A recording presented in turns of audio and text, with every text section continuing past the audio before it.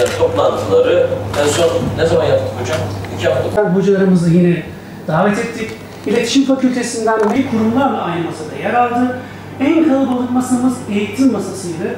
Çocuk destek konusunda da aile sosyal sağlık müdürlüğüne bağlı kamu hastaneleri, acil masamız var dediğim gibi.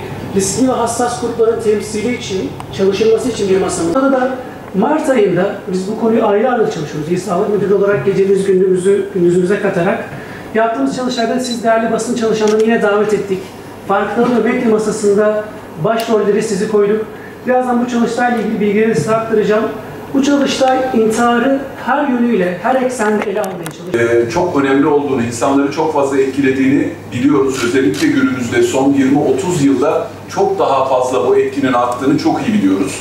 Dolayısıyla bu 8 kişilik etkinin, bu çemberin çok daha genişleyebileceği kanısındayız. Yani bir intihar vakası gerçekleştiği zaman basın mensuplarımızın bu olaya yaklaşım biçimleri, attıkları manşetler, görüntüler, fotoğraflar, videolar, dramatik bir şekilde haber kayıtlarında, haber metinlerinde buna yer veriyor olmaları, olayın değişik yönlerinin daha detaylı bir şekilde açıklanıyor olması, bu 8 kişilik etkinin, bu çemberin çok daha geniş kitlelere ulaşmasına yol açabilir. Yani toplumsal olarak bir depresyon halinin ortaya çıkmasına yol açabilir.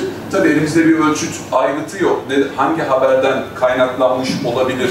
Ekstra intiharlar, sonradan gelen intiharlar neden kaynaklanmış olabilir?